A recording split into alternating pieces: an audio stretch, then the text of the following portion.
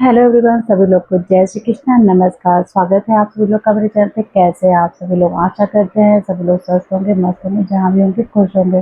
दोस्तों, आज की जो वीडियो है कोई व्रत त्योहार कोई विशेष उपाय के लिए नहीं है। और जैसा कि होली मतलब कल होली थी, होली अभी खत्म हो चुकी है। तो अभी क्या है दोस्तों कि बहुत ही जैसे हमारे जीवन में कभी कभी मन बहुत परेशान हो जाता है कि हम बहुत पूजा पाठ करते हैं, नियम करते हैं, फिर भी हमें उसका रिजल्ट देखने को नहीं मिलता। हमें हमें उस पूजा पाठ का फल नहीं मिलता है, क्योंकि हम बहुत ज़्यादा नियम कर रहे हैं। हम नियम से पूजा कर रहे हैं, सारे उपाय कर रहे हैं, फिर भी हमारे जीवन से परेशानियां नहीं जा रही हैं। हमेशा घर में तंगी लगी है, पैसों को लेकर दिक्कत चल रही है, परिवार में मतलब कहीं ना कहीं हमेशा कलह कलेश हो रहा है। तो इन सारी चीज़ों पर मैं वीडियो लेकर के आई हूँ। तो प्लीज़ आप लोग वीडियो को पूरा वॉच करिएगा।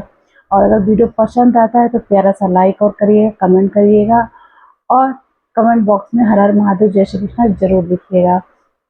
देखिए दोस्तों, कभी कभी ऐसा होता है ना कि हम बहुत पूजा पाठ करते हैं, नियम करते हैं, उपाय करते हैं, और जैसे अब मतलब पूरा नियम से अच्छे से पूजा पाठ करते हैं, लेकिन कुछ ऐसे कार्य हों जो हमारे व्यवहारिक जीवन में हम गलतियां बहुत ज़्यादा करते हैं। हम महिलाओं के लिए है, बहनों के लिए है, जो कि हम अपने जीवन में बहुत ऐसे व्यवहारिक कार्य हैं, जो कि व्यवहारिक चीज़ से अपने परिवार में गलतियां हम आए दिन रोज गलतियां करते हैं।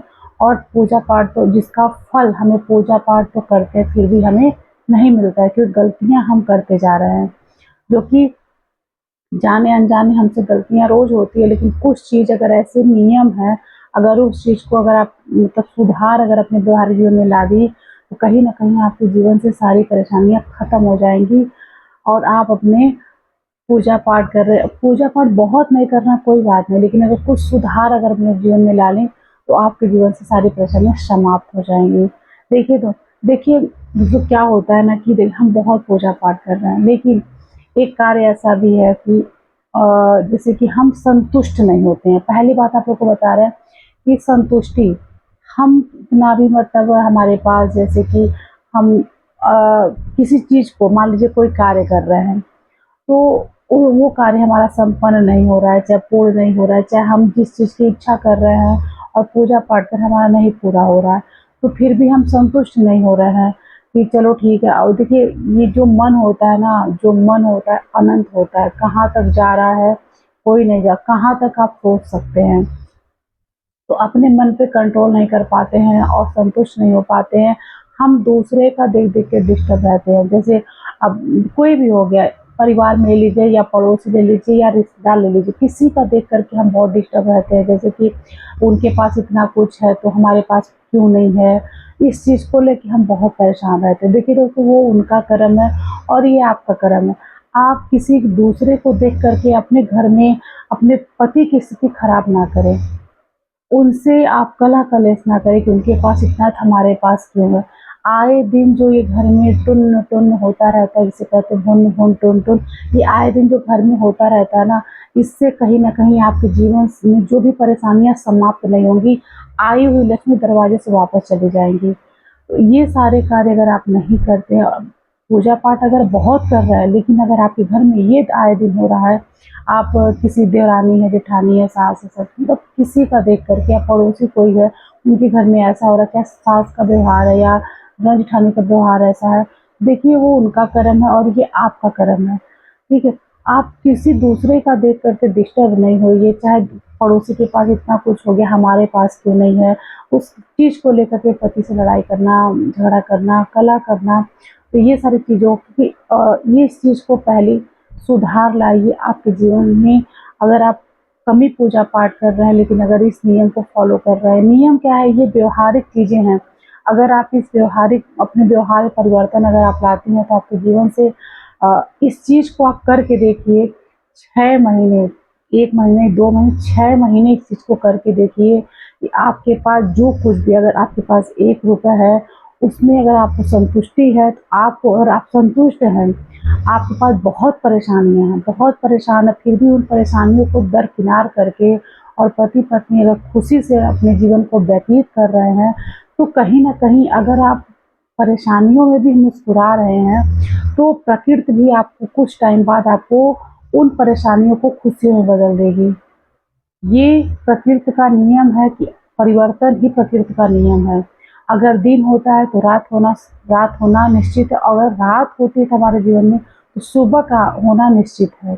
इसीलिए परेशानियों से भागिए नहीं, परेशानियों से उब करके घर में कलह कलेश नहीं करिए।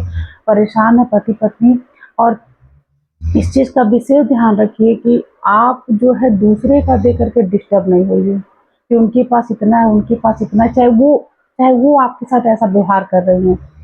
इस चीज़ को भी अगर आपके परिवार में सास है, देवरानी-जेठानी है, ननद है, अगर उनका व्यवहार आपके पास सही नहीं है, तो कर्म आप देखिए, ये शास्त्र भी कहता है, आप दंड देने के अधिकारी नहीं हैं। आप किसी को दंड नहीं दे सकते हैं। लेकिन उस चीज़ को आप एकदम साइलेंटली साइड हो जाइए, वो उनका कर्म है, ये आपका कर्म है। एक ना एक दिन आपके जीवन में सारी परेशानियाँ दूर हो जाएँगी, बस आप चीज़ों को, नेगेटिव चीज़ों को अपने अपने से दूर कर दीजिए। इस पे विशेष ध्यान रखिए कौन क्या आपको कह रहा है, आप बस अपने कर्म करते जाइए। चीज़ों को, हाँ, देखिए बातें होती रहती हैं कि मतलब ऐसा कोई मुझे कह रहा है, ऐसा कोई कह रहा है, तो देखिए आप जहाँ जवाब देना है, जहाँ कहना है, जहाँ सही है, आप किसी को साबित नहीं करिए, आप बोल के हट जाइए, अपने काम को करिए। अगले को नहीं समझ में आ रहा, नहीं समझ में आ रहा है, वो खुद भगवान, खुद वो उनका कर्म है, ये आपका कर्म है। भगवान कर्मा वापस देता है, कर्मा वापस लौट के आता है, किसी का भी कर्म हो। अगर हमें सही परिवार नहीं मिला, चाहे हमारी सास बहू में नहीं बनती है या परिवार में नहीं बनता है, तो आप ही का कर्म है कि जो आपको कहीं न कहीं कोई रिश्ता सही नहीं मिला है।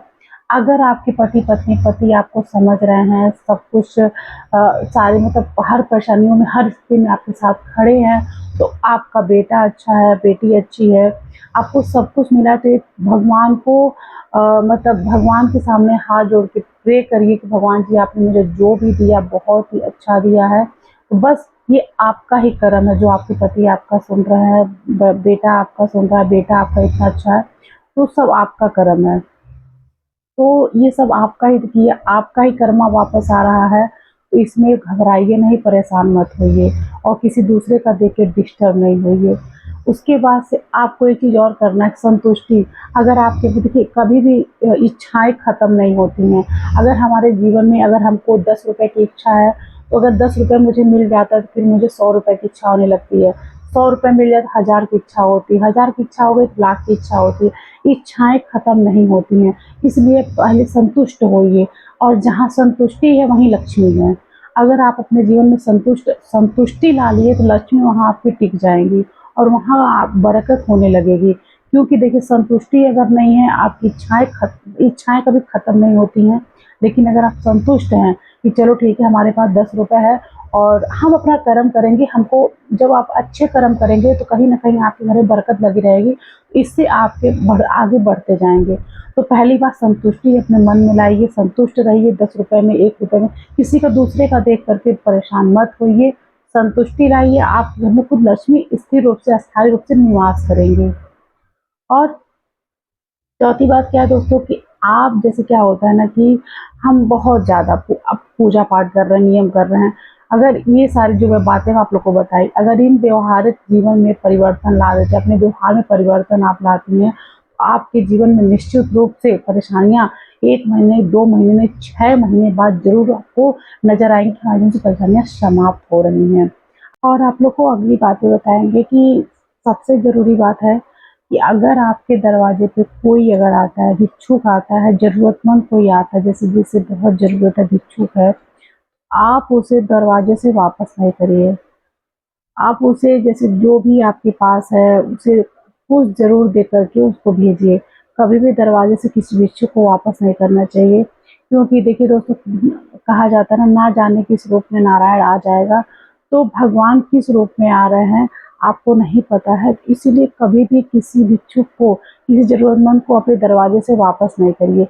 उसे कुछ दे करके ज़रूर भेजें, वापस नहीं करिए, क्योंकि ऐसा देखा गया कई जगह ना कि कोई दरवाजे पे माँगने आ रहा है, चाहे कुछ पानी पिला, मतलब उसे प्यास लगी है, चाहे उसे कुछ खिला ही दीजिए, कुछ पानी पिला दीजिए, कुछ उसे दे दीजिए, ज़रूरतमंद है उसे दे दीजिए।